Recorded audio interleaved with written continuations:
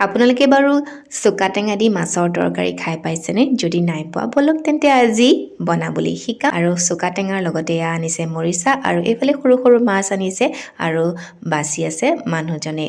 শাক খাবই লাগে, শাক খাই ভাল পাওঁ নহয়নে? আৰু চুকা টেঙাৰ লগত লাগিব এইটো কাঠআলু, তাৰ লগত এটা বিলাহী আৰু মেইন ইনগ্ৰিডিয়েণ্ট হৈছে এয়া চুকা টেঙা। চুকা বেছি দিয়া নাই কাৰণ বেছি টেঙা হৈ যাব। এইখিনি মই কুকাৰত সিজাই দিম প্ৰথমে। আৰু এইফালে মাছ ভাজি হৈ গ'ল আৰু সৰু সৰু আলু এবাৰ কুটিছোঁ দেখিছেনে গাজৰৰ লগত গোল গোলকৈ, খুব ধুনীয়া লাগিছে। আৰু এইফালে তেলত দি দিলোঁ পাঁচফোৰণ, শুকান জলকীয়া এটা আৰু হালধি অকণমান দি দিলোঁ কাৰণ হালধি দিয়া নাছিলোঁ কুকাৰত যেতিয়া মই কাঠআলু আৰু শাকখিনি সিজাইছিলোঁ। আৰু এইফালে এয়া চাওক মাছ দি দিলোঁ, হৈ গ'ল। ইমান সহজ পদ্ধতি, পটককৈ বনাই খাবলৈ হ'লে এনেদৰে বনাব পাৰে। আৰু তাৰ লগতে বনাইছিলোঁ মৰিচা শাকৰ ভাজি, ৰঙালাও বৰ, বেঙেনা ফ্ৰাই, সৰু সৰু আলু ভাজিখিনি থাকিলেই ধুনীয়া এসাঁজ খালোঁ। আপোনালোকেও খাবচোন এনেদৰে।